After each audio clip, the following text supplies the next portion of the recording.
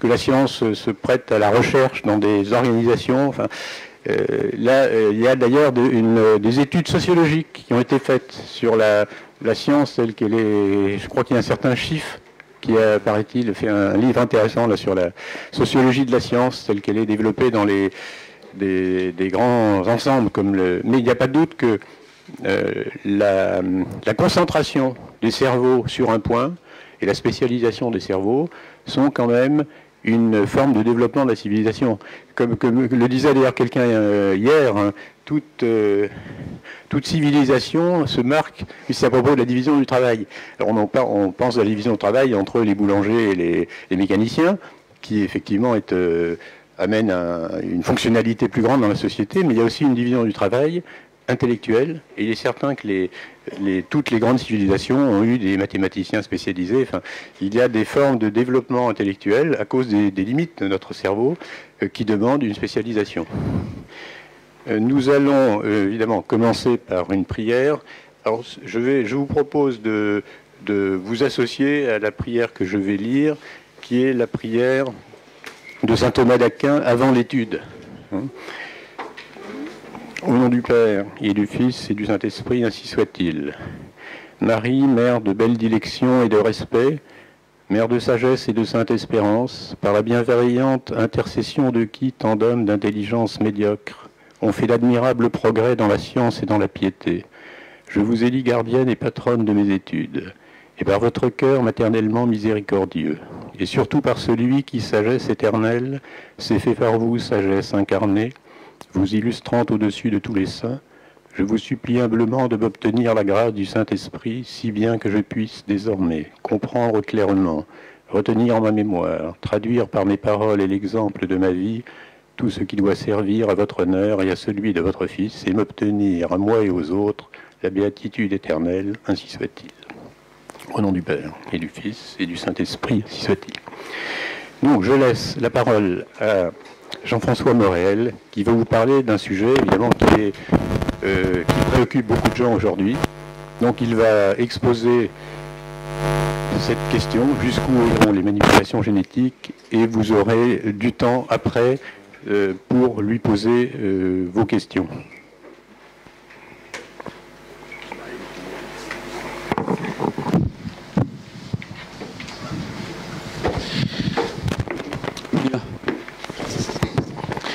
Bonjour. Jean-François Morel. Il faut parler près. Il faut parler très près. Alors on va parler plus près. Voilà, on va manger. C'est un peu comme un esquimau. Donc, Dominique Tasson m'a demandé, et il m'a proposé ce titre, jusqu'où iront les manipulations génétiques. On va le tenir un peu plus fermement. Il est évident que je ne le sais pas. Je ne le sais pas, je ne pratique aucune sorte de spiritisme, donc je ne vous parlerai pas de l'avenir. Rappelez-vous, il y a 50 ans, mauvais souvenir peut-être pour certains, je pense en tout cas pour moi, il y a 50 ans, l'avortement n'était même pas un sujet de discussion honorable. Donc bon, vous parlez de l'avenir, j'en suis incapable. Par contre, Dominique Tasson, lui, ce qu'il m'a demandé, c'est d'essayer de faire le tri entre la réalité et la fiction. Parce qu'on entend beaucoup de choses. Et ma foi, c'est pas toujours vrai ce qu'on entend.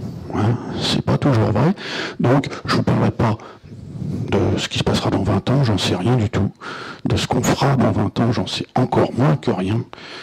Mais par contre, je vais essayer de vous dire ce qui est vrai, ce qui existe, ce qu'il y a comme réalité existante aujourd'hui, et puis ce qui est n'importe quoi. Hein. Et puis après, eh bien, je vous proposerai eh bien, de nous dire, parce qu'il y a une chose que j'ignore également, c'est quelles sont vos inquiétudes, quelles sont vos questions par rapport à ces manipulations génétiques. Hein, je ne sais pas, vous, qu'est-ce qui vous préoccupe là-dedans? Et non seulement je ne connais pas vos questions, mais certains d'entre vous ont probablement des réponses, parce que je ne connais pas toutes les réponses non plus. Donc, je vais essayer de ne pas monopoliser tout le temps, hein, d'en prendre une partie, pour vous présenter une espèce de trame. Hein, je vais mettre en quelque sorte le décor en place, si vous me le permettez. Et puis une fois que le décor sera posé, eh bien, ce sera non plus à moi, mais à nous de continuer cette conférence. Voilà ce que je vous propose. Alors, réalité ou fiction, c'est, allez, un homme de l'art, normalement, il sait de quoi il parle, ça doit pas être trop difficile de faire le tri entre la réalité et la fiction. Ça aide. Alors, petit problème, c'est que pour faire le tri entre ce qui est vrai et ce qui est faux, il faudrait encore que les choses publiées soient dignes de foi. Or, depuis plus de 20 ans maintenant, et ce sont des chiffres tout à fait officiels, 70% des publications scientifiques en biologie et en santé sont frauduleuses, purement et simplement. Alors, pour ceux qui s'intéressent au sujet, je vous le dis tout de suite, un superbe article de revue de Daniele Fanelli, je vous suggère d'en prendre des références.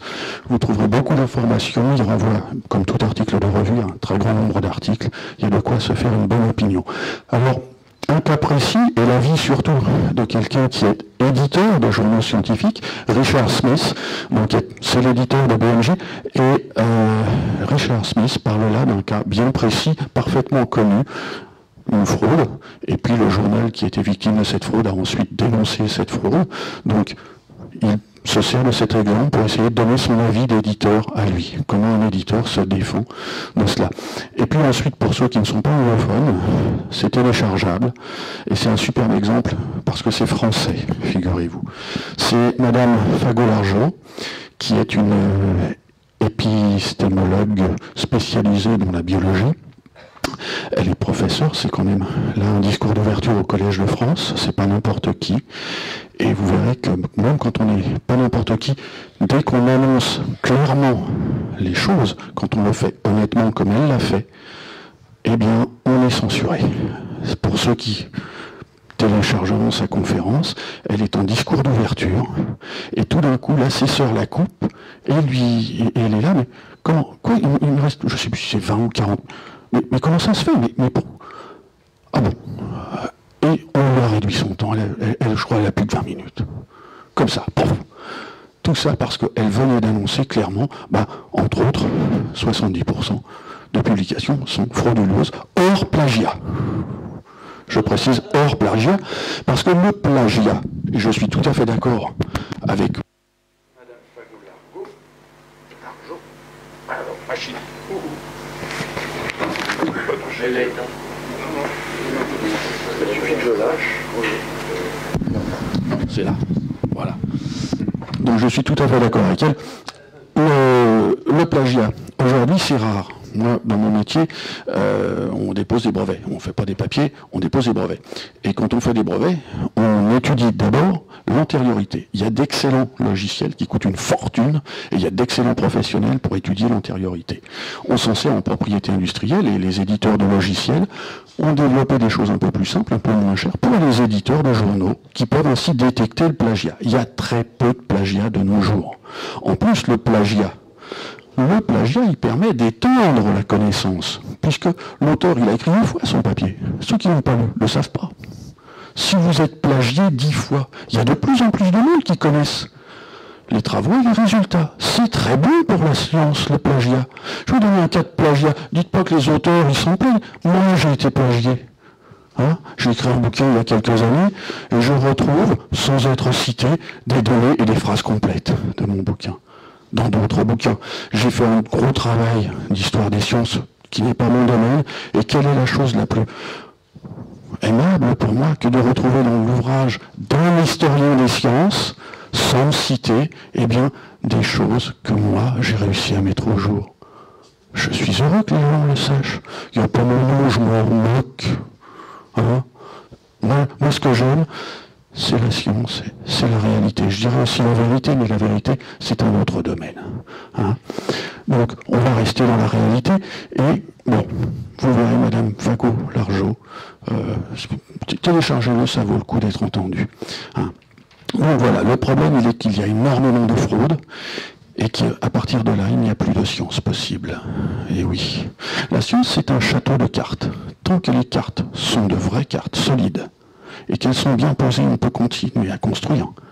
Mais si, dans vos cartes, 70% sont des cartes toutes tordues, mouillées, et qui commencent à se déformer, parce qu'ils ne tiennent pas la route, ben votre château de cartes il s'effondre. Et aujourd'hui, on a de plus en plus de mal à construire quoi que ce soit à cause de cette proportion d'articles frauduleux. Alors frauduleux, c'est quoi la fraude scientifique? C'est la fabrication de données et la falsification de données.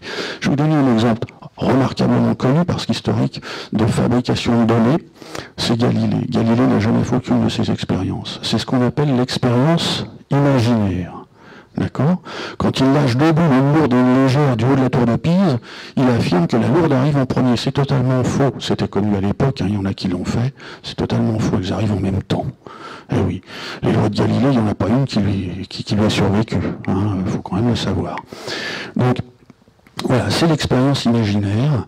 À la limite, vous êtes un peu escroc, mais vous n'êtes pas, je dirais, le plus coupable dans l'histoire, parce que vous ne savez pas. Le coupable, et vous vous en rappelez, c'est celui qui sait. Lui, il est coupable. C'est quoi la falsification de données? J'ai une hypothèse, j'ai une idée, elle est bonne mon idée. Je fais les manips, et les manips me montrent que j'ai tort. Mon idée est la bonne, la réalité ne me plaît pas. Les manips dehors, et je change les données. Ça c'est coupable. Et c'est aujourd'hui la majorité de la fraude scientifique. La majorité de la fraude scientifique, et en particulier en génétique humaine. Donc, je connais quand même bien mon boulot, je connais bien mon métier. Oui, madame, faire des bêtises, faire des saletés, c'est mon métier. Quand je l'avais choisi étant jeune, je ne savais pas qu'il deviendrait ça. Et aujourd'hui, j'ai de la chance, je ne l'exerce plus. Mais bon, j'ai fait ça quand même pendant un quart de siècle en évitant de faire des saletés. Bon, c'est peut-être pour ça qu'aujourd'hui je ne travaille plus. Voilà. Donc, voilà ce qu'il en est, la fraude. Et on va essayer de faire le tri entre le vrai, le faux, la réalité. Et on va changer le terme. Et le mensonge. Parce que c'est plus de la fiction, là, c'est du mensonge. Donc on va essayer de faire ce petit tri-là. Alors, la diapositive suivante vous montrera ce que je me propose de faire. Le premier chiffre dans notre analyse, c'est tout le premier chiffre dans les références. Ah non, c'est la référence de l'article. Donc le premier chiffre, c'est l'année de publication. Ensuite, vous avez le journal.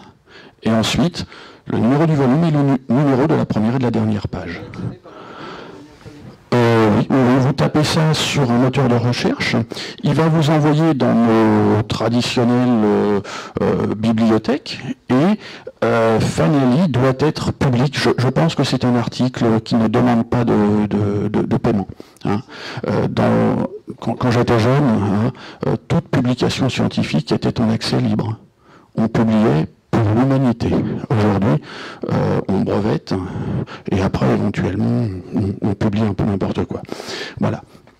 Donc, moi, je vous propose de faire un petit tour sur, non pas toutes les technologies, on y sera encore demain, mais les grandes technologies, un tour rapide sur les grandes technologies, ensuite aborder les 4 principaux domaines d'application. On reviendra un peu plus sur chacun de ces domaines et on verra des exemples donc d'application des technologies. Et puis, vous voyez, il y a des points d'interrogation sur l'avenir. L'avenir, eh bien, il n'y a rien de ça. L'avenir, c'est vous qui allez nous le dire. Voilà. Donc, on va y aller. Donc, première chose, les technologies, s'il vous plaît. Alors, on va parler des OGM. Vous avez tous entendu ce mot, ça veut dire organisme génétiquement modifié. On va parler rapidement de ça. Et la technique, c'est la transgénèse. Alors, rêvez pas, un OGM, c'est pas facile à obtenir. On a des petits problèmes. Un OGM, c'est quoi? On va faire une construction génétique et on va apporter ces gènes à l'organisme depuis la cellule. Et c'est un organisme, tant qu'il se reproduit, on va avoir comme ça une lignée, un animal qui produit une protéine humaine. Voilà, on peut avoir aussi une plante qui produit une toxine qui est insecticide. On a une petite bactérie qui va produire une protéine pharmaceutique tombée dans le domaine public. Voilà, on peut faire plein de choses comme ça. Et c'est quoi nos problèmes? En matière de transgénèse, le principal problème, c'est que la construction, alors déjà, vous transformez souvent des centaines et des centaines d'individus, de futurs individus, d'accord, des cellules œufs. Et puis, il y en a très peu qui vont encore être viables. Pourquoi? Parce que votre construction génétique, elle va se mettre un peu n'importe où dans le génome. Eh oui. Et la plupart du temps, ça va perturber le fonctionnement du génome et l'individu n'est plus viable. Voilà. Alors ensuite, le problème, c'est que dans ceux qui ont survécu, il va falloir faire un gros tri. Parce que vous ne contrôlez pas non plus le nombre de copies de la construction qui s'est mise. Et des fois, il y en a un peu trop. Ou il n'y en a pas assez par rapport à l'objectif que vous êtes fixé. Hein? Donc, on a en fait un énorme travail avant d'obtenir un beau lapin transgénique. Hein? C'est des années de travail et de répétition de transgénèse. C'est pas aussi facile que ça, la transgénèse. Donc, on verra après. Le problème, c'est qu'une fois que vous en avez un, vous pouvez en avoir beaucoup. Hein. Il suffit, un lapin, ça se reproduit vite. Hein. Donc, il suffit de le laisser, et voilà. Alors, a priori, on nous racontait, quand j'étais jeune, ça existait déjà, au début de ma carrière, la transgénèse. Les souris, ça pèse combien? 40 grammes, vous êtes dépassé, 6 kilos. Avec quoi? Plus de 200 copies du gène de l'hormone de croissance humaine. Voilà. Hein. Donc ça existait. Je vous parle de ça il y a 30 ans. Oui. Et c'était dans les laboratoires. C'était confiné. On ne laissait pas ces petites choses-là traîner dans la nature. Aujourd'hui, on verra que pour ce qui est des végétaux en particulier. Bon, ça vous le savez, c'est les OGM les plus connus. C'est ceux des journaux. Alors vraiment, le clonage. Tiens, il a mis ça entre guillemets. Pourquoi? Parce que c'est pas du clonage. Le clonage consiste en l'obtention d'une population génétiquement homogène. On n'a pas de population du tout, on n'a qu'un jumeaux. La seule particularité peut être décalée dans le temps. Pas très loin d'ici, si vous avez votre cheval que vous aimez bien, monsieur, vous savez, ce brave vieux cheval-là, il est vieux, il est fatigué, vous voulez son clone, il n'y a pas de problème. Quelques kilomètres d'ici, on vous le fait, ça va vous coûter quelques centaines de milliers d'euros, c'est pas un problème. D'accord. On va prendre des cellules, généralement on prend des cellules intestinales, on récupère le noyau de la cellule, et puis on l'introduit dans un ovocyte qui est énucléé, lui. Donc il se retrouve avec un noyau de et l'ovocyte, ça devient une cellule œuf à ce moment-là, et il va faire un individu il aura comme génome, le génome de cette cellule intestinale. Donc il aura le même génome que votre vieux cheval. Et ce sera le, entre guillemets, clone, en fait le jumeau de votre cheval. Mais il y a des années d'écart. Si votre cheval, vous le prenez quand il a 15 ans, le jumeau, il aura 15 ans de moins. Voilà. C'est du jumeau artificiel. Mais c'est pas à proprement parler un clone. Parce que même si vous faites reproduire le jumeau, ça ne fera pas une population de jumeaux. On est d'accord? Donc on a un peu abusé sur le langage. Là, il y a un abus de langage. C'est une création de jumeaux monozygotes. Voilà. Alors, hybridation, croisement. Hybridation, normalement, c'est quand les espèces ne peuvent pas se reproduire. Croisement, normalement, c'est à l'intérieur de la même espèce, c'est quand ce sont des variétés différentes. Alors, ce qui est bien, c'est que ça a été considérablement amélioré par les techniques in vitro, et c'est comme ça qu'on s'aperçoit que certaines espèces sont des variétés, puisque l'hybride n'est pas stérile du tout. Alors, c'est vrai aussi dans la nature. La nature, pour ceux qui ont de bons yeux, c'est pas mon cas, on peut observer des, entre guillemets, hybrides entre le goéland gris et le goéland blanc. Naturel. Si vous allez sur les côtes normandes, il y en a une trentaine de couples répertoriés il y a quelques temps. Donc ça fait des goélands gris clair, je sais pas comment, enfin bon, j'y connais rien, mais c'est publié, ainsi de suite. Ça fait longtemps que c'est connu. Il n'empêche qu'on continuera à vous dire que le goéland gris et le goéland blanc sont deux espèces distinctes. Voilà. Il faut dire que si vous ne faites pas la confusion, si vous ne semez pas, alors là on sème, puis on sème large, la confusion entre espèces et variétés, les gens croiront jamais à l'évolution. Oui, on n'a jamais vu une espèce évoluer, quelle qu'elle soit. La bactérie Escherichia coli, ça fait plus de 50 ans qu'on la manipule, qu'on lui fait des tas de misères, on lui donne des gènes, on lui pique des gènes, on l'irradie, on la met dans des tas de saletés, croyez-moi. Ça n'arrête pas. Ça fait plus de 50 ans. Et cette petite bête se reproduit dans nos laboratoires en permanence. Toutes les 20 minutes, il y a une génération. 3 générations par heure. Depuis plus de 50 ans. Je vous laisse faire le compte. C'est ahurissant comme nombre de générations. Vous prenez n'importe quel microbiologiste, pas un expert, il n'y a pas besoin. Vous prenez un étudiant en maîtrise de microbio, vous lui filez la dernière Escherichia coli C600, LC101, JF330, toute belle là, hein, et puis vous lui filez une vieille K12. Hein. Il est là. Ça, bon, ça c'est un colibacille. Ça, bon, ça c'est un colibacille. Vous êtes ridiculisé. Ridicule avec votre théorie de l'évolution, parce qu'avec les milliers de générations et toutes les vacheries qu'on leur a faites à ces pauvres colibacilles, voilà. Oui, il faut quand même le savoir. Il n'y a pas une once de trace d'évolution, y compris chez une bactérie après plusieurs milliers de générations. Donc, on sème la confusion. Ici, je participe à hybridation, croisement, puisque aujourd'hui on ne fait plus la différence, alors on se fatigue plus. Allons-y. Donc l'in vitro va améliorer les choses. Et puis la sélection ça n'a pas changé, c'est toujours le tri des produits obtenus, avec les techniques. Et puisqu'on parle de génétique, le tri d'embryons. Hein. Vous savez, on va choisir le sexe pendant qu'on y est. On pourra choisir le reste peut-être un jour. Alors on va passer à la diapo suivante. Donc maintenant les domaines d'application. Alors on verra, pour ce qui est de l'agroalimentaire, on verra les plantes OGM, hein, ces fameux organismes génétiquement modifiés végétaux. Donc les plantes BT, Roundup Ready, et puis une option, Terminator, qu'on peut rajouter à n'importe quoi. Du côté de la pharmacopée, on a les protéines thérapeutiques. Hein. Alors elles sont produites de deux façons, soit avec des animaux transgéniques, des organismes génétiquement modifiés, hein, OGM, et puis sinon les cellules transformées. Alors les cellules, c'est pas les cellules qu'on utilise, excepté les bactéries bien sûr, mais les cellules eucaryotes qu'on utilise en culture, c'est pas des organismes. Hein. Elles se reproduisent à l'état de cellules, mais elles ne peuvent pas dehors. Vous avez déjà vu une cellule de foie se reproduire dans la nature? Non, il faut un organisme. Donc ce sont des cellules génétiquement modifiées, mais pas des organismes génétiquement modifiés. Une fois sorties de nos bioréacteurs, c'est terminé. Hein, elle ne survit pas. Et puis alors on verra deux domaines.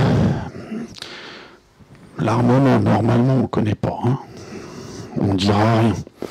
Mais bon, ça existe, on le sait. Et puis la propagande. J'ai mis la propagande parce que, en tout cas, le premier exemple de propagande, je pense, doit être fait. Hein, vous savez, la vie artificielle. Donc on va voir ce que c'est que les interprétations abusives. On verra en même temps qu'il y a des mensonges. Mais bon, la propagande, c'est très important aujourd'hui parce que c'est ce qui permet d'avoir des crédits de recherche en français. Hein. Eh oui, je fais de la belle propagande pour mon groupe, pour ma petite personne, et j'ai plus de crédits de recherche. C'est comme ça. Voilà, donc c'est la première activité scientifique. Hein. Oui, la propagande est la première activité scientifique. Bah, qu'est-ce qu'on fait? On essaie de survivre, monsieur. On essaie tout simplement de survivre. Et pour survivre, il faut des sous. Eh oui. Hein. Donc, on fait de la propagande, comme ça on a plus de crédits de recherche et on survit. Voilà. Alors, la diapo suivante, s'il vous plaît. On y va. Les OGM alimentaires. Alors, les plantes BT, telles que le coton BT par exemple, sont des plantes qui produisent une toxine, la toxine BT qui vient d'un bacillus. Je vous rassure, cette toxine, elle zigouille les insectes, elle leur perfore l'intestin. Par contre, elle est vraiment, hein, j'ai regardé un petit peu, mais vraiment, il semblerait qu'elle soit totalement inoffensive pour les mammifères. Donc, celle-là, c'est d'ailleurs la toxine qui est utilisée comme insecticide dans les cultures bio. En bio, on n'a pas le droit au Roundup. Par contre, on a le droit à la toxine BT, puis ils y vont, hein, les gars. Ils font même plus le tri entre la toxine et puis le bacille qui la produit. Ils balancent tout d'un seul coup. Mais bon, peu importe, c'est pas dangereux pour nous. Donc la plante, pourquoi est-ce qu'on lui donne une construction de façon à ce qu'elle la produise? C'est parce qu'à ce moment-là, puisqu'elle la produit, il n'y a plus besoin de mettre d'insecticides. Les chenilles, hein, elles sont mortes. C'est terminé, elle est protégée. Et puis, il y a quand même un problème, c'est que quand on fait ça, je vous ai dit, c'est dès la première cellule de l'organisme. Et puis en plus, l'organisme, il s'est reproduit.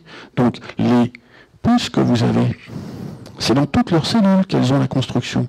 Et la construction, dans le cas de la construction BT, comme dans la plupart des cas, elle a été bien faite. C'est-à-dire que peu importe là où le gène il va se mettre, comme il se met en des dizaines de copies, on est sûr qu'il y en a au moins une ou deux qui va fonctionner. Donc toutes les parties de la plante produisent la toxine. La toxine BT est utilisée en bio et garantie non polluante parce qu'elle ne supporte pas la lumière. La toxine BT est une protéine détruite par les UV. Les cristaux de BT, aux UV, ils ne supportent pas. Manque de peau, la racine entière, vous vous rappelez ce que c'est qu'un arbre? Sous le sol, il a des racines. Et bien l'air de rien, une petite herbe grande comme ça, sous le sol, elle a des racines. Résultat, la toxine BT, elle est produite et exportée dans le sol. Et là, elle ne risque rien du tout. On retrouve de la BT à des dizaines de kilomètres de là où sont les plantes. Pourquoi? Parce que les eaux de ruissellement emmènent la toxine BT. Donc dans les rivières, on retrouve de ça. Et à ce moment-là, vous tuez bien sûr les insectes, d'autant plus que contrairement à la pub, la toxine BT, il y en a plusieurs. Beaucoup sont contre les lépidoptères, d'autres contre les coléoptères et ainsi de suite. Aucune n'est vraie. Elles sont très fortes sur les lépidoptères et assez fortes sur une vingtaine d'autres genres d'insectes. Et oui. Donc, vous avez des disparitions locales d'insectes. Les insectes, c'est la nourriture de certains oiseaux. Et oui, de la disparition dans certaines zones de certains oiseaux. Et c'est toute une chaîne alimentaire, tout un écosystème, c'est pas pour rien qu'on dit écosystème, c'est une économie de la nature. C'est d'ailleurs comme ça que la voyait Linné, il parlait de l'économie de la nature. Et il avait parfaitement raison, ce cher inventeur de l'écologie scientifique. Voilà, donc petit problème de ce côté-là. Alors maintenant les plantes Roundup Ready. Je crois qu'il y a un petit bruit il n'y a pas longtemps dans les journaux, là, il y a Gilles Serradini qui a dit que c'était pas bon pour la santé. Le plus beau, c'est qu'il y en a qui l'ont nié. Attendez, manger du Roundup, ça vous viendra à l'idée? Est-ce que ça vous viendra à l'idée? Non, non, pas du tout. Monsieur Héron me dit que ça ne lui viendra pas à l'idée. Est-ce que vous mangez les cornflakes? Non, non plus. Monsieur Héron évite de manger pas des cornflakes, du Roundup. Eh oui, le problème des plantes Roundup Ready, elles résistent, c'est fait pour ça. Le Roundup, c'est un désherbant total. C'est comme le chlorate de soude. Même effet, ça tue tout le monde. Ah oui, Monsanto a fait interdire le chlorate de soude. Il faut le savoir. C'est Monsanto qui a fait qu'aujourd'hui, vous ne trouverez plus de chlorate de soude pour traiter votre jardin. C'est interdit maintenant. Bref, ils ont les bras longs. Toujours est-il que le Roundup, il tue tout le monde. Si votre plante est résistante au Roundup, vous semez et puis vous arrosez massivement le Roundup. Comme ça, il n'y a que votre plante. Et vous n'avez pas à désherber du tout. Aucune mauvaise herbe. Vous avez déjà vu un champ de blé au jour d'aujourd'hui? Ah oui, il n'y a pas de coquelicot, ça c'est sûr. Donc, avec les maïs Roundup Ready, on a des régions dans l'Indiana et tout ça, vous avez de l'épandage de Roundup en masse. Résultat, vous avez quand même une sacrée contamination des sols et de l'eau. Alors, je vous ai dit qu'on le mangeait, parce que la plante, elle s'imprègne de Roundup. Donc, vous le mangez, vous mangez le Roundup avec. Eh oui. Et le Roundup, c'est pas tant le glyphosate. Le glyphosate, c'est le principe actif. Mais c'est les molécules qui l'accompagnent pour justement permettre sa pénétration. Vous le mettez au niveau des feuilles. Vous voulez vous débarrasser des murs qui vous mangent le toit, monsieur? Allez-y, Roundup. Vous fatiguez pas avec le bas. Sur les feuilles du haut. Ça va le tuer. Jusqu'en bas. Les molécules qui accompagnent le glyphosate lui permettent de circuler dans toute la plante. Et elles sont encore pires que lui pour ce qui est de l'eau. Nous, le glyphosate, c'est pas bon, mais alors le reste, c'est mauvais. Et voilà le problème. Donc, vous voyez que le Roundup, c'est génial parce que Gilles Serradini a publié récemment un article comme quoi c'est pas bon pour les rats. Et nous sommes des rats. Alors, l'option Terminator. Pourquoi option? On la rajoute à n'importe quoi. C'est un peu vrai, mais je précise qu'on peut être à la fois BT, Roundup Ready et Terminator. Donc à la limite, qui est option, qui n'est pas option, j'en sais rien. Terminator, c'est stérile. C'est fait pour protéger les semenciers. Je vous vends une semence de maïs. Ce maïs va pousser, donner des grains. Mais ces grains seront stériles. Si vous les ressemez, vous n'obtiendrez rien. Il va falloir me racheter. Vous vous ne pouvez plus, comme on le faisait traditionnellement, garder une partie pour ressemer l'année prochaine. Et fini, vous me rachetez à moi. C'est beaucoup mieux que les brevets. Les brevets, c'est 20 ans. Là, c'est ad libitum. Hein, oui. C'est génial, Terminator. Alors, vous savez comment ils ont fait pour arriver à faire que les autorités acceptent? Ils ont dit, oui, mais attendez, on a un problème, c'est l'introgression. Et l'option Terminator, comme elle rend la plante stérile, il n'y aura plus d'introgression. Allez, ça y est, je vois monsieur ici. Oh, alors, c'est quoi ça, l'introgression? La diapo suivante, s'il vous plaît. Alors, l'introgression, c'est un transfert de gène horizontal. Un gène d'un individu d'une espèce qui va être retrouvé chez d'autres espèces. La plus belle démonstration, ça a été le soja transgénique. Au bout de 3 ans, 200 variétés et espèces de plantes avaient récupéré le gène du soja. Et c'est pas chez les paysans, c'est les premiers essais en plein champ. L'introgression est connue depuis les années 60. Il est interdit de l'étudier depuis les années 70-80. Hein. Vous savez, quand j'appelle ça le néo-darwinisme, le néo-darwinisme est revenu en masse. À partir de là, tout d'un coup, tous ceux qui travaillaient sur ce qui pouvait gêner la théorie et l'expansion de la théorie darwinienne, on coupe tous les crédits. Et l'introgression s'est retrouvée travaux interdits. Or, en vantant l'option Terminator comme un remède à l'introgression, les semenciers ont forcément reconnu implicitement que l'introgression est bel et bien un phénomène existant et fréquent. Et oui, c'est fréquent. Alors c'est quoi? Transfert de gène horizontal, vous prenez une espèce, le cèdre. Vous faites un cèdre OGM. D'accord, vous avez une belle forêt de cèdre OGM, vous lui avez donné le gène qui fait chanter les petits oiseaux, parce que vous aimez bien que les petits oiseaux, ils chantent. Et tout d'un coup, vous vous promenez dans la forêt d'à côté, où il y a de vulgaires bouleaux, quelques charmes, quelques êtres, et vous remarquez que ça chante beaucoup. Alors vous analysez, et effectivement, le bouleau, le charme, le être, tous ceux des alentours auront récupéré le gène qui fait chanter les oiseaux que vous aviez mis dans votre cèdre. C'est pas parce qu'ils sont de la même espèce, il n'y a pas d'hybride, rien du tout. C'est simplement un transfert de gènes qu'on constate, on ne sait pas comment ça marche, on n'a pas le droit de travailler dessus. Donc on ne sait toujours pas comment se font ces transferts. Le pire, c'est que ça a été observé, semble-t-il, chez les animaux. Mais c'est pas trop explicable. Chez les animaux et hors hypothèse tordue du style viral, je précise. Mais on ne sait pas comment ça marche, c'est simplement constaté, en particulier avec les OGM, parce que là c'est flagrant. Quand vous avez un gène qui est un marqueur pur et dur, qu'on a introduit pour justement sélectionner nos petites graines, les bonnes, et celles chez qui ça a marché, et qu'on retrouve ce marqueur dans la nature, il y a un problème là. Cherchez l'erreur. C'est aussi ce qui permet de savoir s'il y a des OGM ou pas dans votre cornflakes. Et oui. Le problème, pour ceux qui aiment les cornflakes, aux États-Unis, tous les maïs sont transgéniques. Il n'existe plus de maïs non transgénique. Pour ceux qui aiment le lait de soja, à ma connaissance, c'est pareil pour le soja. Alors, introgression, interdit de travailler dessus. On va revenir, si vous voulez, on passe à la diapo suivante. Et voilà, en prenant l'introgression, ce que ça peut donner comme avenir. Alors, les plantes BT, je vous ai dit, localement, on provoque des extinctions. Mais puisque les plantes locales récupèrent aussi le gène BT, elles deviennent elles-mêmes localement celles qui donnent le gène et celles qui sont de l'autre, et ainsi de suite. On voit se répandre du BT dans la nature.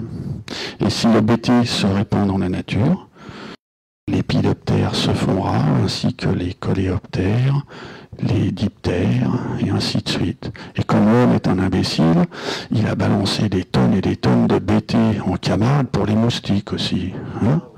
Et oui, en plus on en rajoute. Voilà. Donc voilà ce qui risque de se passer. Hein.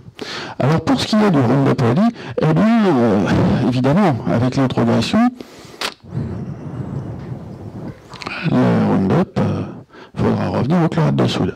Mais le chlorate de soude, vous n'avez pas de maïs qui résiste. Ça va devenir compliqué, il va falloir arracher à la main. Voilà. Hein. Et, oui, j'avais oublié, c'est vrai que ça contamine l'eau et les sols, ces bêtes-là. Bon, même si vous ne mangez pas, monsieur Léon, je suis désolé, vous ne mangez pas de cornflakes, n'allez pas dans certaines communes de Bretagne, parce que l'eau du robinet, elle est Roundup Ready. Hein. Et oui, il y a des analyses qui ont été faites. On a déjà du Roundup dans l'eau du robinet dans certaines communes de Bretagne. Et oui, c'est comme ça. Et Terminator, alors j'y crois pas trop là, hein, mais bon. Alors il y a quand même les plantes Terminator, il y a entre 2 et 5% de graines qui ne sont pas stériles. D'accord. Donc on ne peut pas dire qu'il n'y aura jamais d'introgression. Moi le jamais en science je l'ai jamais vu. Mais la stérilisation, hein, c'est le scénario catastrophe, stérilisation complète d'une région, d'un pays, d'un continent. L'Afrique en l'an 33 après Monsanto, BASF, Dupont, hein, les rois du Terminator, quoi. Non, ça j'y crois pas trop. Mais par contre les deux premières, il y a des risques. On va avancer. Alors maintenant, on va aller voir les protéines thérapeutiques de la pharmacopée. On y va. Alors, c'est quoi une protéine thérapeutique? Généralement, c'est une protéine qui est très similaire en structure et en fonction d'une protéine humaine. Alors, les plus connus, hein, c'est l'insuline, bien sûr, hein, énorme marché. La thyroxine, hein, l'évothyrox, pour ceux qui connaissent, hein, les médecins. L'hormone de croissance, les antithrombines, on a plusieurs antithrombines, on a plusieurs facteurs de coagulation, le 7, le 11. On fait aussi, l'immense marché des anticorps monoclonaux, les immunoglobulines, j'en passe, c'est les meilleurs. Hein. Il y a beaucoup de protéines. C'est la maladie, c'est quand vous manquez de cette protéine. Hein, et puis, quand on vous la donne, qu'elle est à peu près identique à la protéine humaine d'origine, c'est un bon médicament. L'air de rien. Il y a des fois des adjuvants pas clairs. Bon. Mais la protéine, normalement, si elle a été bien faite, c'est un bon médicament. On y reviendra. Alors, la diapo suivante. Alors, comment est-ce qu'on produit ça? Alors, on a deux grandes techniques, soit des animaux transgéniques, soit des cultures de cellules. Alors, pour ce qui est des animaux transgéniques, c'est comme les plantes, hein, c'est des animaux qui se reproduisent, c'est des organismes génétiquement modifiés. Et on va mettre dans nos petites constructions des choses qui vont nous permettre de récupérer une surproduction de la protéine désirée par un organe. Hein, tous les organes n'utilisent pas les mêmes promoteurs, donc on va jouer là-dessus. Et puis, on a des vaches, des chèvres qui produisent la protéine dans le lait. On récupère tous les jours du lait, et de ce lait, on purifie l'insuline dont on a besoin. Hein, d'accord? Bon principe. Comme ça, on garde la vache et la chèvre. On a les lapins, les rats, les souris. Bon, il y en a d'autres. Hein. Et là, on récupère soit dans le lait, soit dans le sang. Si on récupère dans le sang, bien sûr, il faut tuer l'animal. Et donc, il faut avoir une bonne lignée, hein, à entretenir. C'est pour ça que c'est chez les animaux qui se reproduisent bien. Hein. Voilà. Alors, les poules, on va récupérer ça dans le blanc d'œuf. C'est génial, le blanc d'œuf, pour un biochimiste. Parce que pour récupérer une protéine, c'est assez intéressant. Hein. Il y a peu de manipulation, ça peut donner des très très bons produits. Alors, je l'ai vu il n'y a pas longtemps, à Dubaï, on vous vend le chameau. Je ne sais pas s'ils ont vraiment déjà des chameaux transgéniques, mais ils vous vendent le chameau. Voilà. On peut faire dans un peu n'importe quelle bébête, quoi. Hein. C'était juste pour le dire. Et puis pour dire que c'est pas propre aux Occidentaux, hein, que ce soit OGM ou autre. Hein, je dis à Dubaï. Hein. À Dubaï, c'est eux qui ont totalement développé les travaux sur le chameau transgénique. Il ne faut pas croire qu'on travaille que pour les pays démocratiques. Voilà, c'est juste un aparté. Alors les cellules en culture, c'est ce que je vous ai dit. Hein. Alors la plus utilisée, c'est CHO, c'est des cellules d'ovaires de hamster chinois. Ça, c'est dans des bioréacteurs, hein, ou dans des petits flacons. C'est des cellules, ça risque pas à l'extérieur de se répandre. Et ces cellules, on leur fait produire aussi des protéines, au même titre que les animaux, hein, correspondants. Et, entre autres, on fait la plupart des anticorps monoclonaux, hein, c'est les CHO qui les produisent. Hein, parce que c'est vraiment à elle toute seule, 80-90% hein, des protéines humaines. Alors il y a aussi les bactéries qui sont utilisées. Et puis il y a aussi des gens qui travaillent mal, parce qu'ils sont incompétents. Si vous essayez de faire à Escherichia coli un anticorps monoclonal, vous êtes un âne. Moi je vous vire. Ce sont des protéines où il y a, je crois, 7 les anticorps, 7 polysulfures pour ceux qui s'en rappellent, il me semble. Coli, au bout de 2, elle commence à se perdre. Au bout de 3, c'est terminé, elle ne sait plus compter. Les polysulfures, elle ne sait plus où les mettre. Ce que vous obtiendrez, c'est des inclusions de mauvaises protéines. Donc vous êtes viré. Moi, c'est comme ça. L'incompétence, je ne la supporte pas. Parce que c'est ces gens-là qui font le plus de mal. Et je peux le prouver. On va passer à la suite. Alors, vous avez vu partout, hein, introgression nulle, nos vaches, elles ne vont pas se promener dans la nature, les vaches de la pharmacopée, les chèvres non plus, ainsi de suite. Parce que ça vaut tellement cher. Je vous ai dit que c'est très difficile, très long à mettre au point. Croyez-moi, les gardiens, ils ont autre chose que simplement la Kalachnikov et les jumelles. Hein. Vous ne vous approcherez pas. Vous vous approcherez pas des bébêtes. Et elles se sauveront pas non plus. Hein. À quelques 10 millions de dollars la bébête, on la perd pas. Hein. Donc voilà. Alors, je vous ai dit que je pouvais prouver pourquoi il faut virer les incompétents. Eh bien voilà, c'est mon métier, je vous l'ai dit, hein, madame, je suis un fabricant de saleté. Voilà, c'est mon métier de les inventer, donc je suis bien placé pour vous dire qu'on fait des saletés. Après, l'étape, on va de l'ADN à l'ARN, vous vous rappelez, vous avez dû voir ça un petit peu, et après l'ARN, on va faire un polypeptide, pas une protéine. C'est juste un polypeptide, il est tout nu, il ne peut rien faire. Il y a des protéines simples qui sont des polypeptides. Mais la plupart des protéines, il faut que la cellule les habille. Avec des sucres, avec des lipides, et ainsi de suite. C'est ce qu'on appelle les modifications post-traductionnelles. Donc, on va habiller ce polypeptide et il va devenir une protéine active. Il se trouve que tous les animaux ne pratiquent pas les mêmes modifications. Et en particulier, chez l'homme, on fait une acylation, et chez la chèvre, on fait la N et la C-acylation.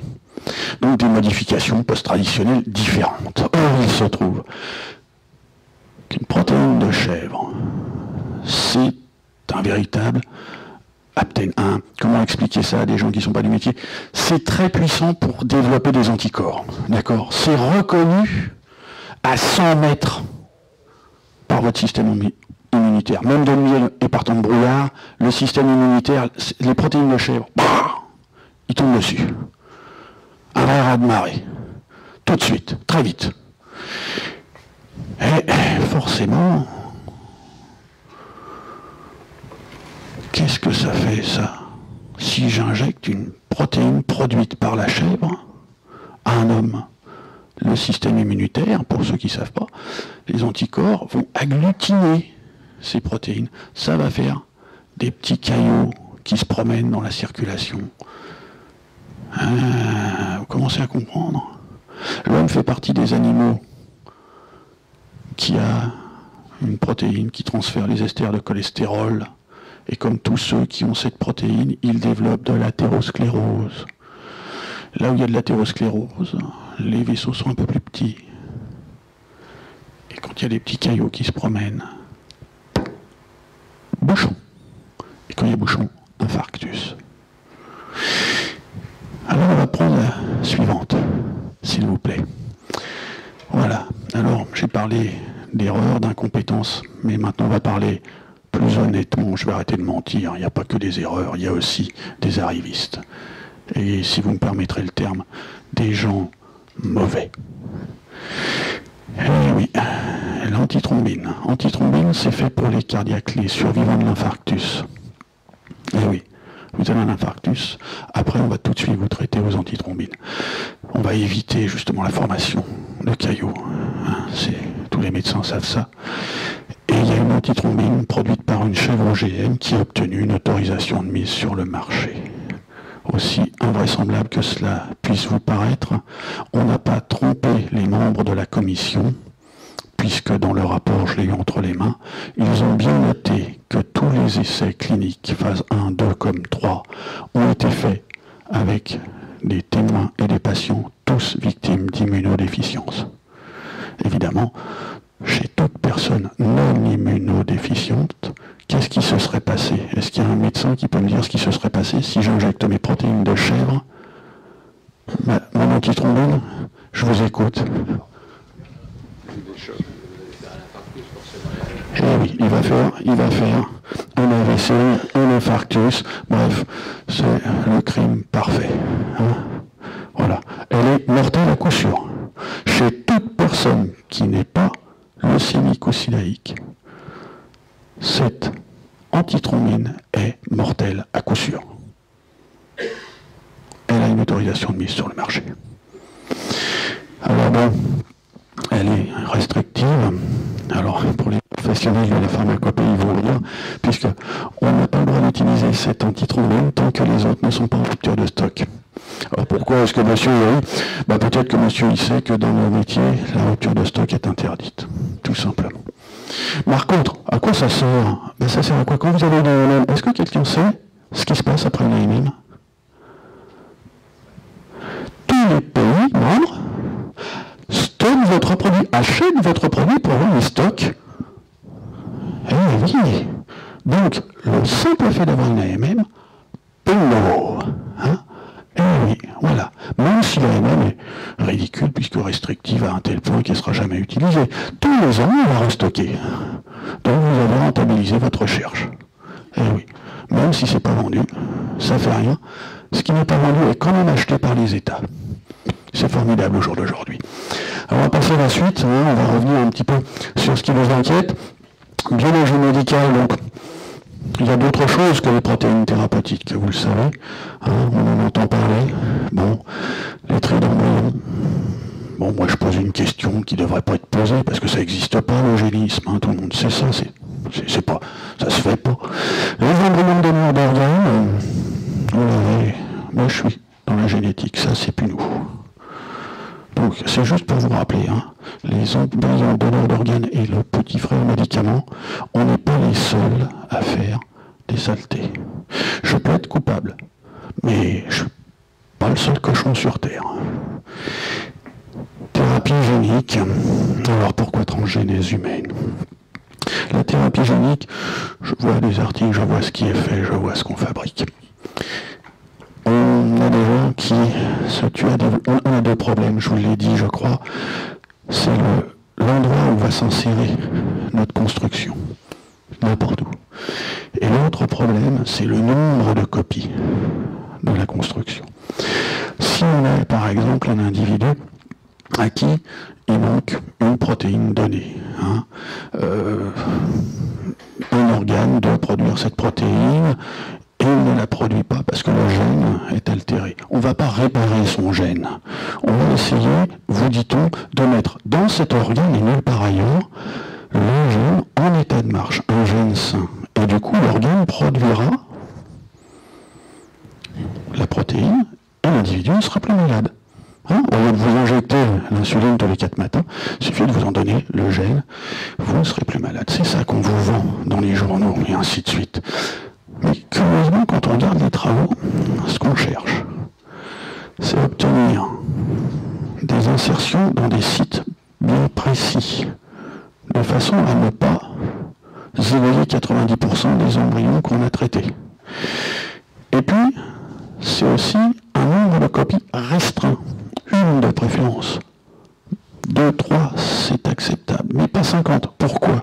Si je vous introduis l'hormone de croissance avec nos techniques actuelles, vous ferez 4 mètres de haut, 2 tonnes, vous aurez les bras comme j'ai le torse.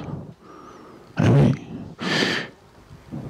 On voudrait contrôler le nombre de copies.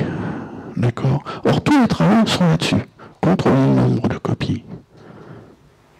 Et avoir des insertions sites spécifiques dans notre langage. Hein? Donc, dans des endroits précis. C'est là que... Donc,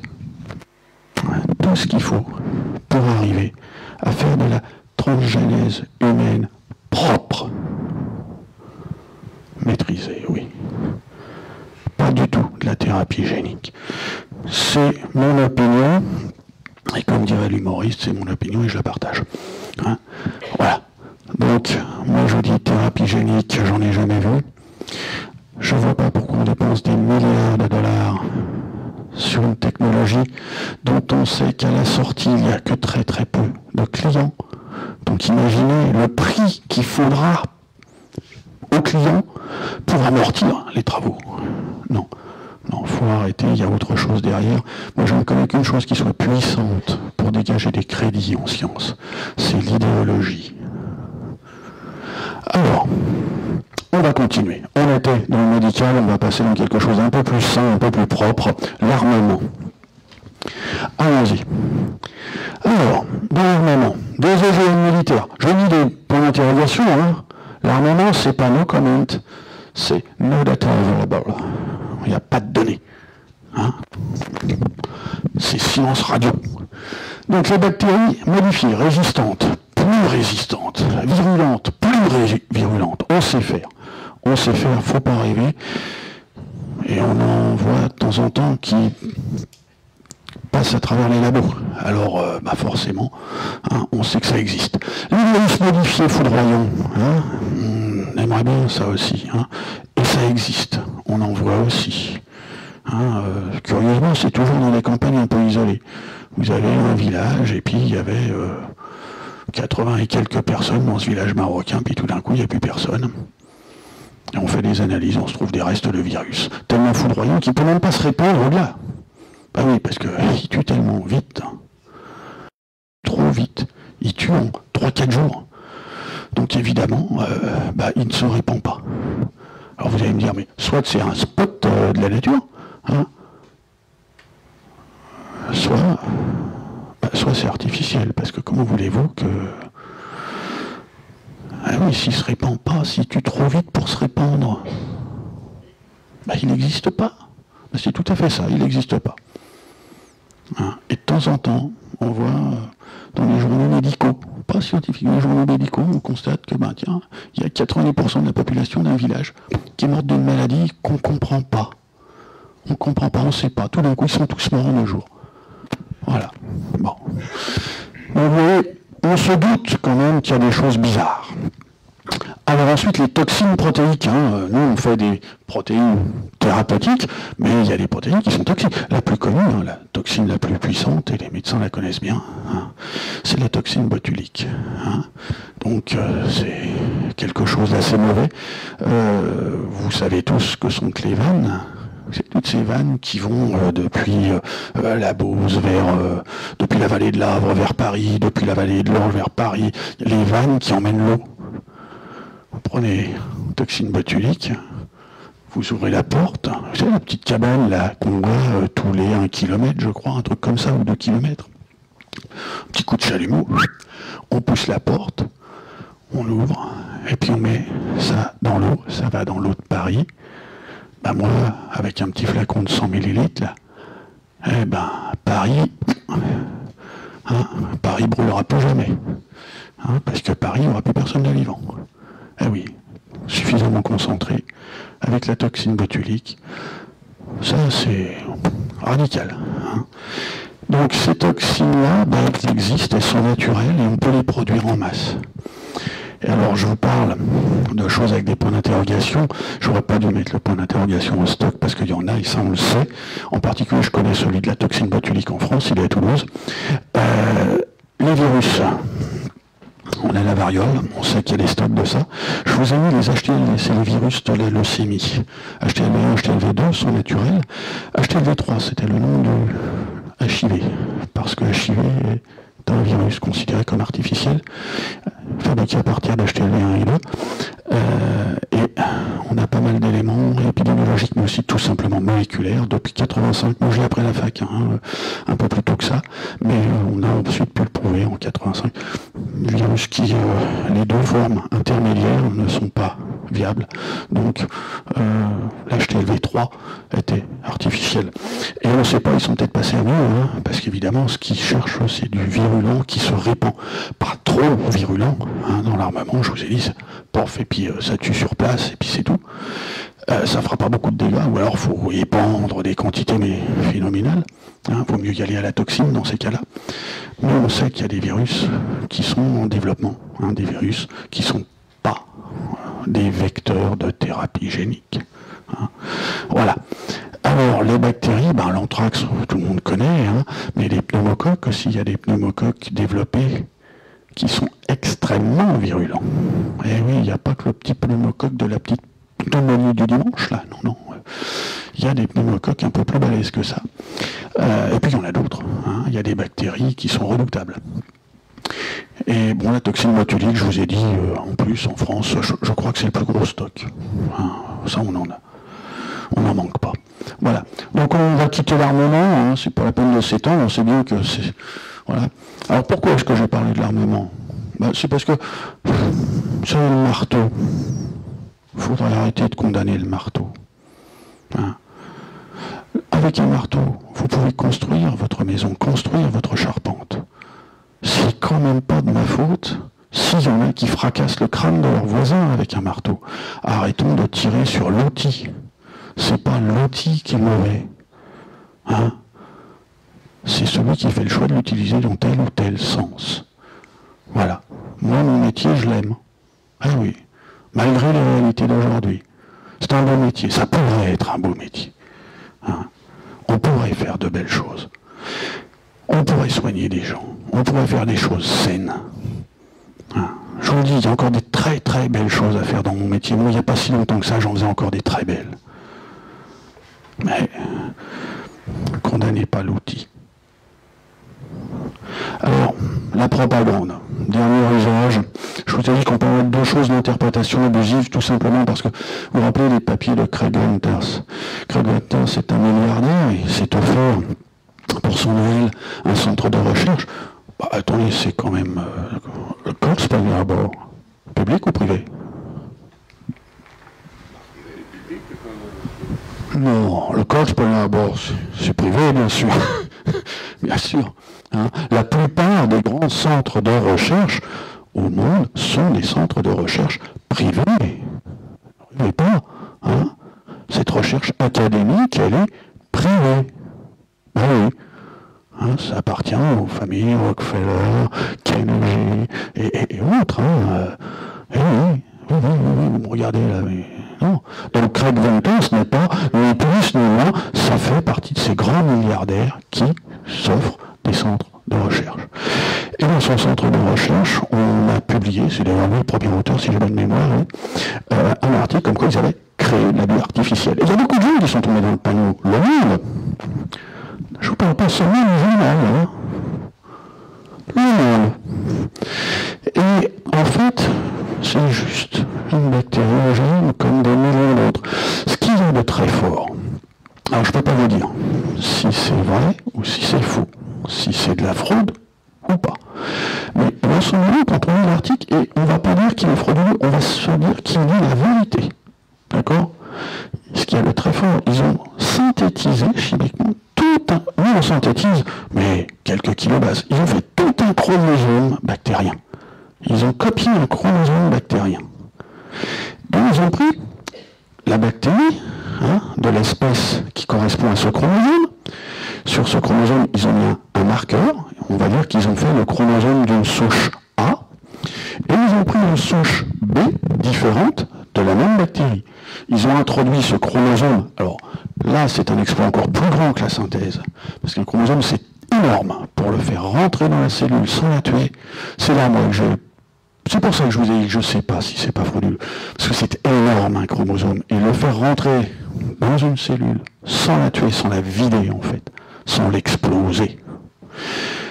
Bon. J'ai quand même des doutes. Mais on va dire que ce n'était pas de la fraude et que c'est vrai. Ils ont introduit ce chromosome synthétique dans la bactérie, de souche B. Ensuite, la cellule, une bactérie avec 2 chromosomes, qu'est-ce qu'elle fait? Elle se divise. Et les 2 cellules filles se divisent à leur tour.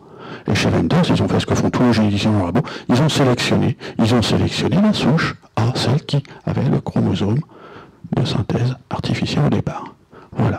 C'est ni plus ni moins qu'une manipulation de génie génétique traditionnelle, mais faite avec un chromosome entier. Voilà. C'est de l'exploit technologique. La cellule, au départ, elle est bien vivante. Il n'y a aucune création de vie là-dedans. La vie, je vous rappelle quand même scientifiquement, on a un petit problème, et pas des moindres pour ce qui est de la vie, c'est qu'on n'est plus à l'époque de Descartes, ni de Buffon. Est-ce qu'il y a une différence entre un mort et un vivant au niveau des structures? Il n'y a pas de différence. La cellule vivante et la cellule morte ont les mêmes structures, c'est pas structural, la vie. C'est ça le problème. Il n'y a pas de différence structurale. Tout organisme vivant est extrêmement complexe, incroyablement complexe. Des protéines toutes bêtes, qui ont des complexités infinies. Des choses qui chimiquement sont impossibles sont faites par certaines protéines.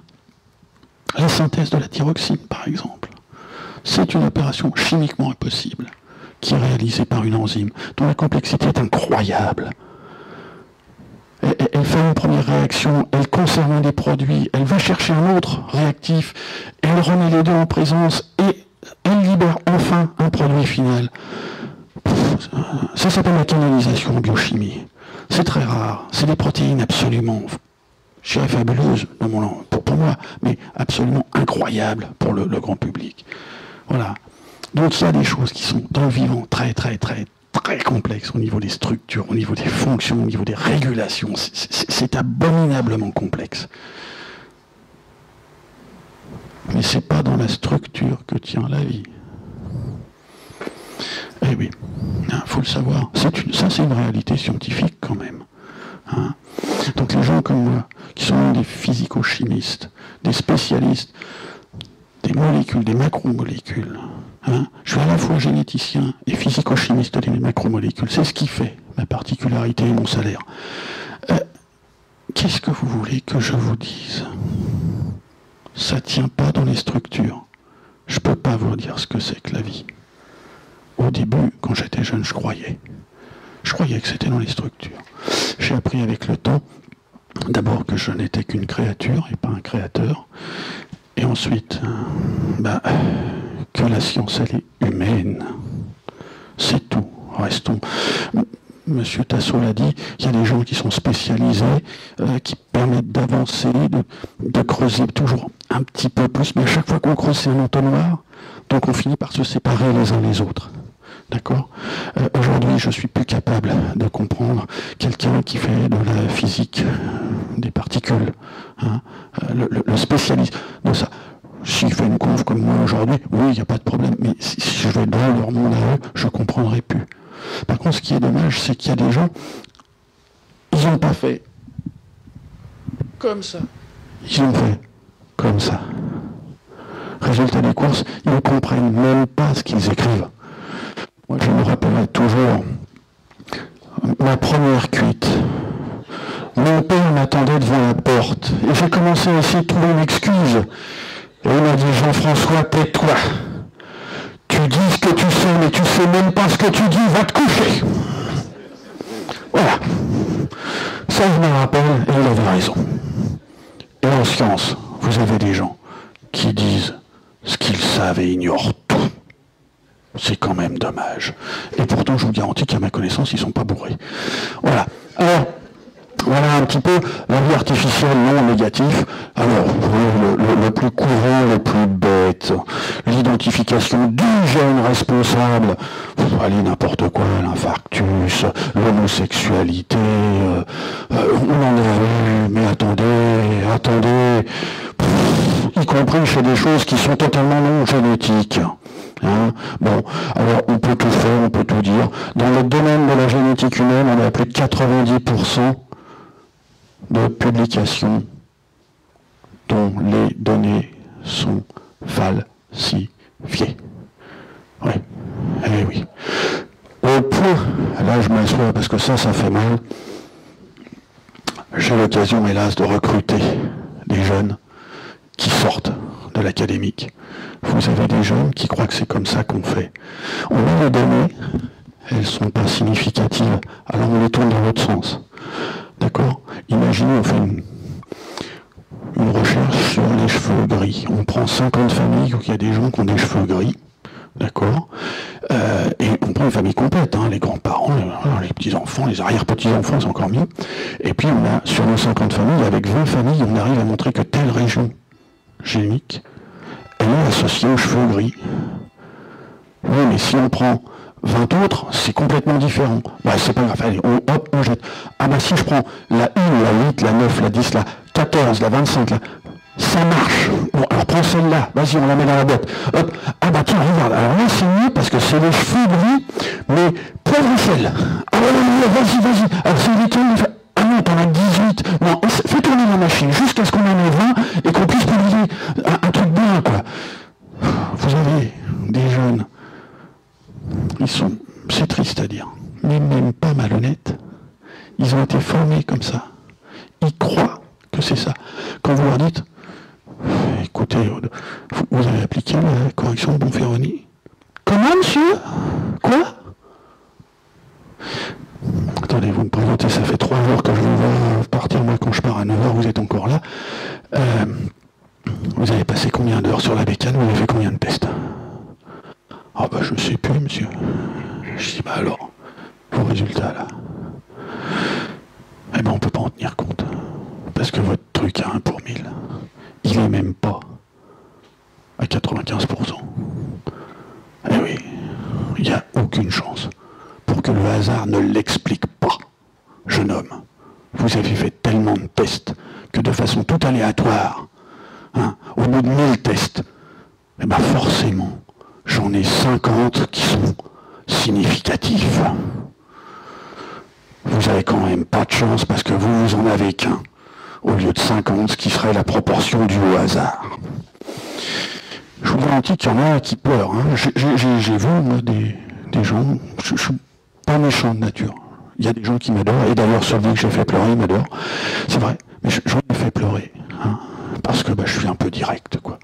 Et puis surtout, quand vous voyez un jeune brillant, intelligent, qui a une certaine culture, parce qu'on ne peut pas quand même toujours, moi j'en ai peu, hein, mais des gens complètement bouchés qui ignorent tout, à la fois des gens qui savent même pas qui est Rimbaud, qui savent pas qui est Wagner, qui savent pas qui est Montaigne, enfin bon, faut arrêter les incultes, hein, faut quand même un minimum quoi dans la vie pour se porter bien.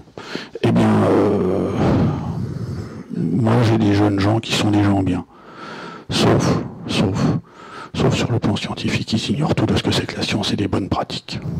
Voilà. Donc je vous dis, le pire, c'est qu'on est arrivé à un système où la mauvaise pratique est tellement répandue que moi, dans mon métier, je vous dis bien, on est à plus de 90% de papier frauduleux. Eh oui.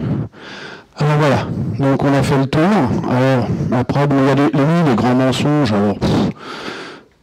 L'utilité ou l'équité de certaines substances. Manger du Roundup, monsieur, c'est bon pour la santé. Maladie génétique, alors oui, ça c'est la honte des hôpitaux et des services de génétique médicale.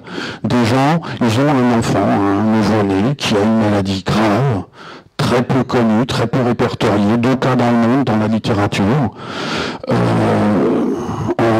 Depuis qu'on étudie les choses et qu'on les publie tout le temps, ça fait au moins 30 ans.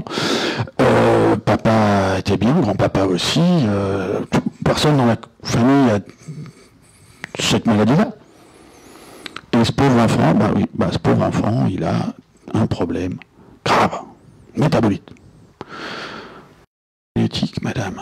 Et vous savez pas. Mais visiblement, ça c'est votre premier... Je suis désolé, il y a de fortes chances pour, si vous avez un autre enfant. Écoutez, on va aller voir ma collègue, elle est psychologue, et on va essayer de vous faire envisager l'ovarectomie. L'ovarectomie, c'est la seule pratique médicale qui soit faite dans les services de génétique hospitaliers, quand même. Hein. Faut le savoir, on stérilise les papas, les mamans, avec des maladies qui n'ont rien de génétique. Attendez, il y a une chose de sûr, c'est moi qui vous le dis. Ce qui est génétique est héréditaire. Hein. Ce qui est héréditaire n'est pas forcément génétique. La génétique, c'est qu'une petite part de l'héréditaire. Mais ce qui est génétique est obligatoirement transmis aux générations d'après. Eh oui. Donc, une maladie qui n'est pas héréditaire ne peut pas être génétique. Tout simplement. Ça, c'est vraiment une honte. Et alors, quand en plus on a la bêtise de publier derrière, bonjour. Hein. Donc, des maladies dites génétiques alors qu'elles ne sont pas héréditaires, on en voit tous les 4 matins. Il y a actuellement, je crois, quelque chose comme 8000 maladies orphelines. Et il n'y en a pas plus du tiers qui soit éventuellement génétique. Hein. Donc vous voyez que ça en laisse un paquet des maladies orphelines. Alors, il y a beaucoup de maladies orphelines qui surviennent plus tard dans la vie et qui sont ce qu'on appelle des maladies métabolites. Hein. Donc, voilà. Donc la propagande, c'est tout ça. Donc on a fait le tour, maintenant on va voir l'avenir. Alors, l'avenir, c'est quoi? Ben, je vais vous laisser. Qu'est-ce que vous en pensez, vous, de l'avenir? Hein? J'ai mis un peu n'importe quoi, les humains transgéniques, des bactéries foudroyantes, stérilisation des sols à grande échelle, hein, avec Terminator, pourquoi pas l'eugénisme, le choix des enfants. J'ai mis des vaccins efficaces et inoffensifs, ça pourrait peut-être être intéressant. La réparation génique, hein, c'est-à-dire on va jouer sur les systèmes de recombinaison qui permettent de réparer les génomes. Hein. On peut essayer de chercher des choses comme ça. Il y a des tas de choses qu'on pourrait essayer de chercher. Il y a le bien et le mauvais, je vous dis, c'est le marteau. Donc après, c'est une question d'usage. Alors, est-ce que j'ai répondu à toutes vos questions ?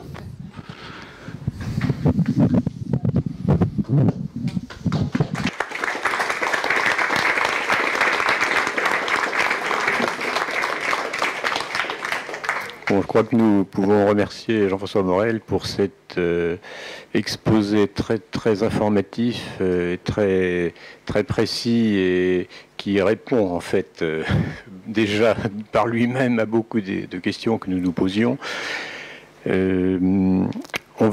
On a juste 5 minutes pour les questions, mais on va se permettre d'en faire. Je dirais qu'une des conclusions que je tire, c'est qu'on a ici une illustration plus que jamais de cette formule d'Hippocrate.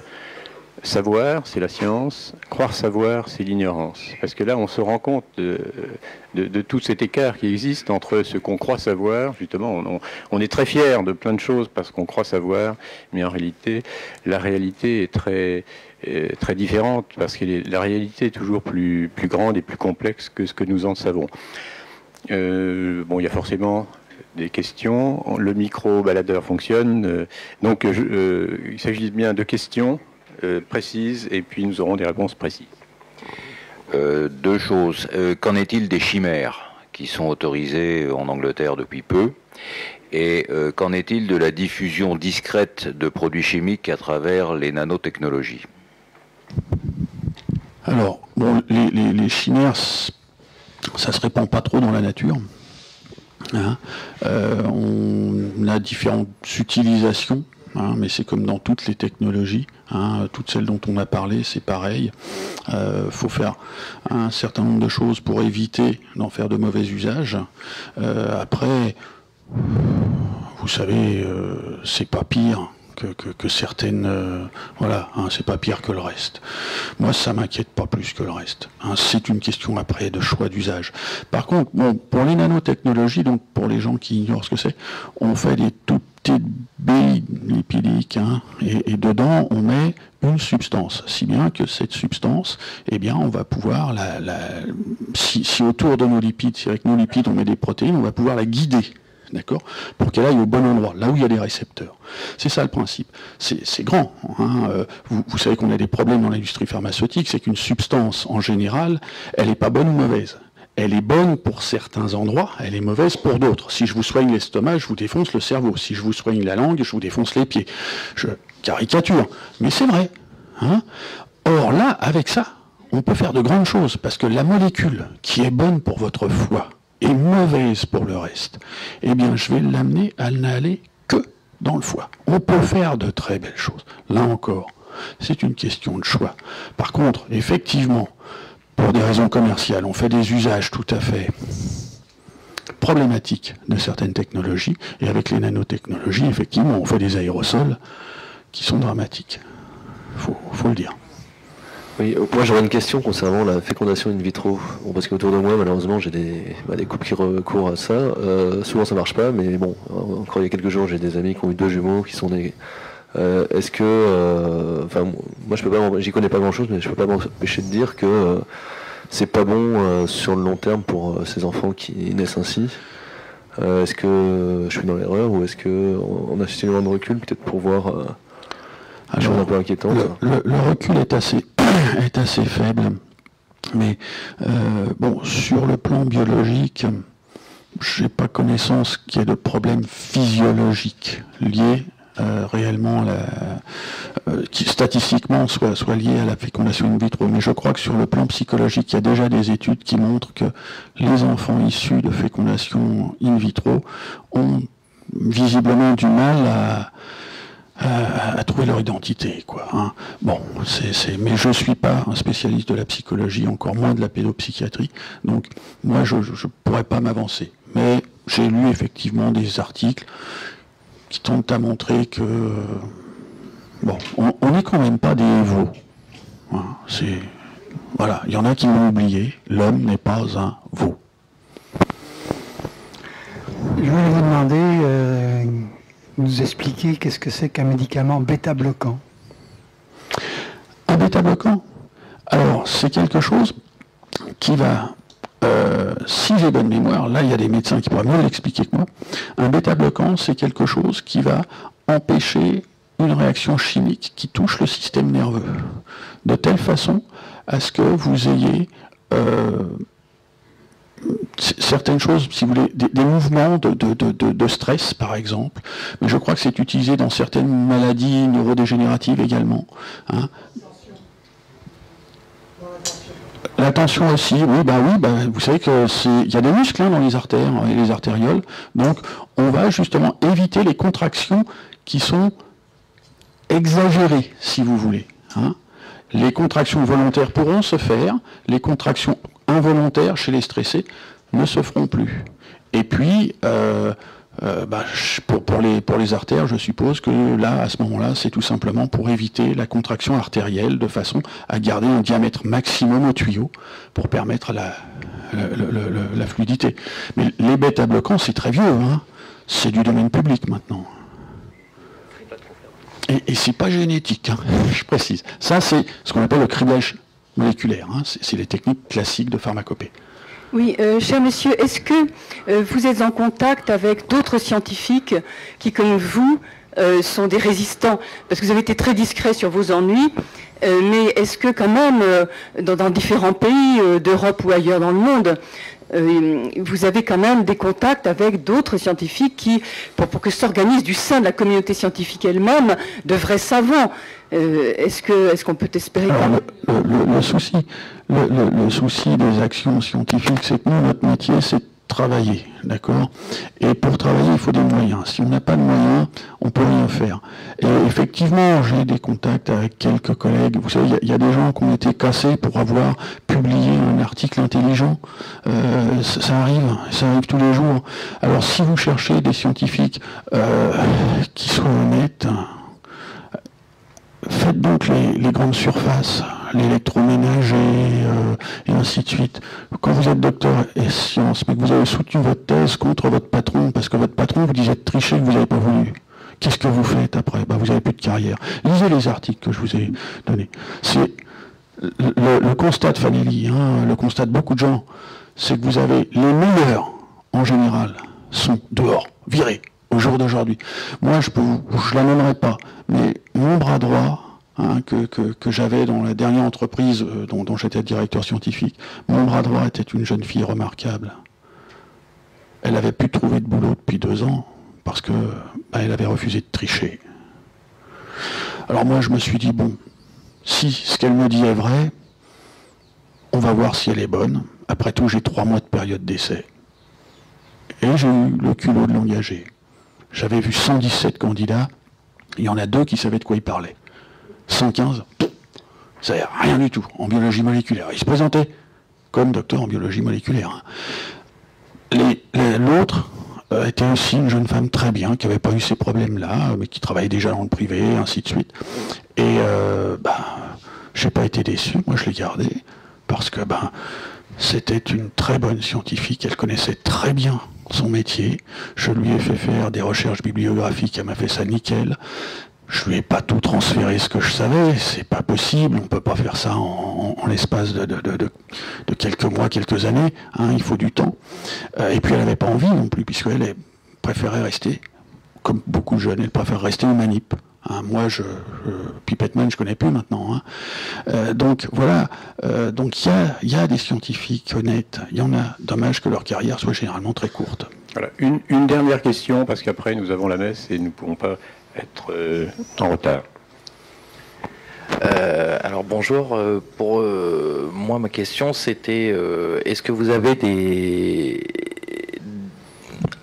en tant que spécialiste connaissance d'études vraiment qui vous paraîtraient sérieuses en tant que spécialiste sur la dissémination et l'expansion des OGM ou de ces technologies, quelque chose qui...